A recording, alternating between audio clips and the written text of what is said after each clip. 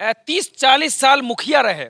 सीतामढ़ी जिले के सुपी प्रखंड के मुखिया थे। सुपी अक्ता उत्तरी पंचायत के मुखिया थे राजनंदन गांधी जी। और इनका मांग है कि बिहार सरकार जिस तरह से विधान परिषद विधायकों को, विधान पार्षदों को वेतन देती है और पेंशन देती है, उसी सांसद को वेतन और पेंशन देती है 5 साल के कार्यकाल के बाद, चाहे एक दिन के लिए भी जो सांसद या विधायक बन जाते हैं उनको मिलता है। इसी को लेकर मुखिया, वार्ड सदस्य एवं अन्य पंचायत के जो पद के होते हैं उनको क्यों पेंशन नहीं मिलता है, उनका वेतन निर्धारण क्यों नहीं होता है, इसी को लेकर इनका मांग है। क्या कहना चाहेंगे आप? बड़ी आवाज उठा रहे हैं। सबसे पहले तो मैं अपना परिचय दे देता हूं कि मेरा नाम राजनंदन गांधी है जी। मैं 1978 से 2001 तक अपने पंचायत का मुखिया रहा। उसके बाद में अभी जो चुनाव के पीरियड में हूँ, इसके पिछले हमारी पत्नी मुखिया थी। मैं पुनः 6 से लेकर 11 तक मुखिया रहा। और इतने लाइफ में हम कई बार इस बात को उठाने का कोशिश किया कि जब मान लिया कि अभी विधान परिषद का चुनाव हो रहा है, इसमें सांसद हैं, विधायक हैं, एमएलसी हैं, वार्ड मेंबर है, मुखिया हैं, समिति हैं, जिला परिषद मेंबर हैं, तो सभी का मान जब एक समान है, मुखिया और वार्ड मेंबर जब सदस्य हैं और एमपी विधायक भी सदस्य हैं, विधान परिषद के मतदाता हैं, तो इसमें इनकी बराबरी एक है। लेकिन आज वार्ड मेंबर को 500 दिया जाता है, वो भी समय पर मिले न मिले इसका भी कोई ठीक नहीं। मुखिया को 2000 मिलता है, मुखिया को 2000 मिलता है, ये समिति को 1000 मिलता है। इस तरह ये जो दुराभाव और दो तरह का नीति क्यों अपनाया जाता है कि जब जनप्रतिनिधि एक्ट में यह नियम है कि जैसा छोटा जनप्रतिनिधि वैसा बड़ा जनप्रतिनिधि है, फिर भी ये अंतर क्यों है? आपका कितना मांग है कि मतलब कितना मिलना चाहिए? कम से कम एक वार्ड मेंबर के लिए 10,000 का महीना निश्चित रूप से मिलना चाहिए। 15,000 रुपया कम से कम समिति को मिलना चाहिए। 20,000 कम से कम मुखिया को मिलना चाहिए। 25,000 कम से कम प्रमुख को मिलना चाहिए। और जो भी जीते हुए हैं जिला परिषद को भी 20,000 मिलना चाहिए। अच्छा, ये पंच सरपंच को? उन लोगों को भी जो वार्ड मेंबर को मिल रहा है उतना पंच को भी मिलना चाहिए। जो मुखिया को मिले वो सरपंच को मिले।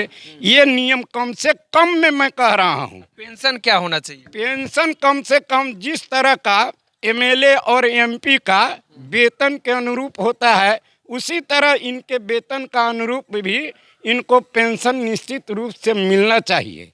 क्या कहना चाहेंगे? सरकार अभी तक लागू नहीं की, विधायक को और सांसद को इतना दिन से मिल रहा है, आपका मांग इतना दिन से चल रहा है, तो सरकार सुन नहीं रही है, क्या कीजिएगा? इसलिए कि यह सरकार जो है अब कहेंगे तो उनको तकलीफ होगी, क्योंकि आज हर कोई चाहता है, नारा भी आ रहा है कि सबका साथ सबका विकास। लेकिन हम यह कहना चाहेंगे कि सबका तो आप भाषण में करते हैं, लेकिन सही में हिस्सेदारी दे नहीं पाते हैं।